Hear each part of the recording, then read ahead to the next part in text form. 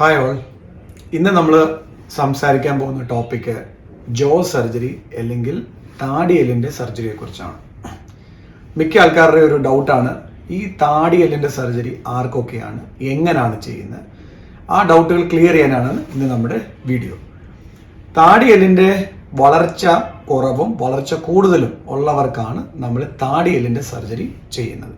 ഉദാഹരണത്തിന് ഈ പടത്തിൽ കണ്ടു കഴിഞ്ഞാൽ ഈ പേഷ്യൻ്റെ കീഴ്ത്താടിയെല്ലിൻ്റെ വളർച്ച കൂടുതലാണ്, മേൽത്താടിയിൽ പുറമോട്ടിരിക്കുന്നു. അങ്ങനല്ല നമ്മുടെ സാധാരണ കടി വരേണ്ടത്. നമ്മുടെ കടി എങ്ങനെ വരേണ്ടതെന്ന് പറഞ്ഞാൽ മേലിലെ താടിയെല്ല് മുന്നോട്ടും കീഴ്ത്താടിയെല്ല് പുറമോട്ടും ആയിരിക്കേണ്ടത്.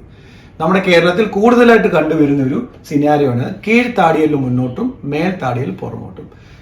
അപ്പോൾ എന്താണ് സംഭവിക്കുന്നത്? നമ്മുടെ മുഖത്തെ ഫേഷ്യൽ എസ്തെറ്റിക്സ് വളരെ ബാഡ് ആയിരിക്കും. നമ്മൾ എങ്ങനെ ഇത് കറക്റ്റ് ചെയ്യാം എന്നുള്ളതാണ് നമ്മൾ അടുത്ത സ്റ്റേജിൽ പറയാനുള്ളത്.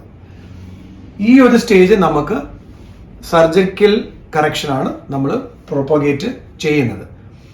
എന്തിനാണ് നമ്മൾ സർജിക്കൽ കറക്ഷൻ ചെയ്യുന്നതെന്ന് പറഞ്ഞു കഴിഞ്ഞാൽ നമ്മുടെ കടി നന്നാക്കാൻ വേണ്ടി.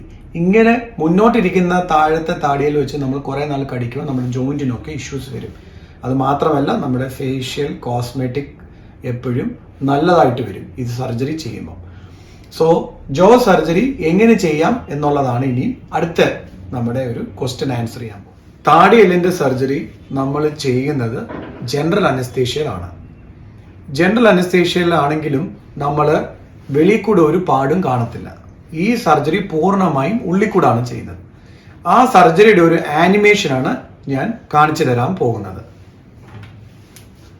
ഈ ഒരു കുട്ടിയുടെ നോക്കിക്കഴിഞ്ഞാൽ കാണാം, കീഴ്ത്താടിയെല്ല് മുന്നോട്ടാണ്, മേൽത്താടിയെല്ല് പുറമോട്ടാണ്.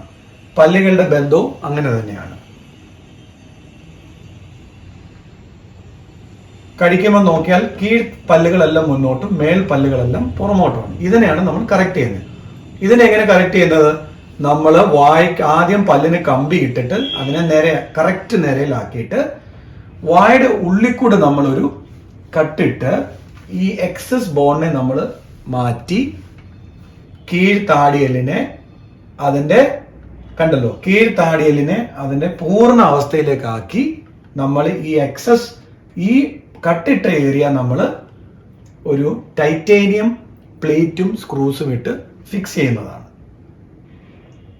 ഇത് ചെയ്ത ഉടൻ തന്നെ പേഷ്യന്റിന്റെ റിസൾട്ട് കണ്ടോളൂ, വളരെ ഏറെ മാറ്റം സംഭവിക്കുന്നു. നമ്മുടെ ഫേസ് തന്നെ മാറുന്നു, നമ്മുടെ കടി ഒന്നുകൂടും ബെറ്റർ ആകുന്നു. സോ ജോ സർജറി ഒരു സേഫ് സർജറി തന്നെയാണ്. ഇത് വായ്ക്കുള്ളിൽ കൂടാണ് ചെയ്യുന്നത്, പാടുകൾ കാണത്തില്ല. കീഴ്ത്താടിയെല്ലിന്റെ സർജറിക്ക് ഏകദേശം 2-3 മണിക്കൂർ വരെ എടുക്കും. ഇതൊരു പ്രിസിഷൻ സർജറിയാണ്. ഉള്ളിയിടുന്ന പ്ലേറ്റുകൾ ടൈറ്റേനിയം പ്ലേറ്റ്സ് ആണ്. അടുത്തുള്ള ഒരു ഡൗട്ട്, എത്ര നാളിന് ശേഷം എനിക്ക് എൻ്റെ പൂർണ്ണ റുട്ടീനിലേക്ക് പോകാൻ പറ്റും? സർജറി കഴിഞ്ഞ് 1 വീക്ക് കഴിഞ്ഞ് നമുക്ക് റബ്ബർ ബാൻഡ്സ് കാണും വായ്ക്കുള്ളിൽ. നിങ്ങൾക്ക് റുട്ടീൻ ആക്ടിവിറ്റീസിലേക്ക് 1 വീക്ക് കഴിഞ്ഞ് പോകാവുന്നതാണ്. മുമ്പേ നമ്മൾ കണ്ട ഒരു ആനിമേഷൻ ആയിരുന്നു എങ്ങനെയാണ് ഒരു താടിയെല്ലിൻ്റെ സർജറി ചെയ്യുന്നതെന്നുള്ളത്. ഇനി നമുക്ക് ചെയ്ത പേഷ്യൻസിനെ കാണാം. ഈ ഒരു പേഷ്യന്റ് നമ്മൾ ആദ്യം കാണിച്ച പോലെ തന്നെ കീഴ്ത്താടിയിൽ മുന്നോട്ടായിരുന്നു, മേൽത്താടിയിൽ പിന്നോട്ടായിരുന്നു. ഈ പേഷ്യന്റെ സർജറിക്ക് ശേഷമുള്ള പടമാണ്. കറക്റ്റ് പ്രൊപ്പോർഷനായി കീഴ്ത്താടിയിൽ പുറമോട്ട് വന്നു, മേൽത്താടിയിൽ കറക്റ്റ് ലെവലായി, ഫേസ് ബാലൻസ്ഡ് ആയി. ഇതുപോലെ തന്നെയാണ് ഒരു പെൺകുട്ടിയുടെ ഇതൊരു മൈൽഡ് കേസാണ്. പക്ഷേ ഇതിന്റെ താടിയിൽ മുന്നോട്ട് തന്നെയാണ്. സർജറിക്ക് ശേഷം അത് കറക്റ്റായി, കടി കറക്റ്റായി, ഫേസ് ബാലൻസ്ഡ് ആയി. സോ നമുക്ക് താടിയെല്ലിന്റെ ശസ്ത്രക്രിയയിലൂടെ നമ്മുടെ ഫേസിനെ ബാലൻസ്ഡ് ആക്കാൻ പറ്റും.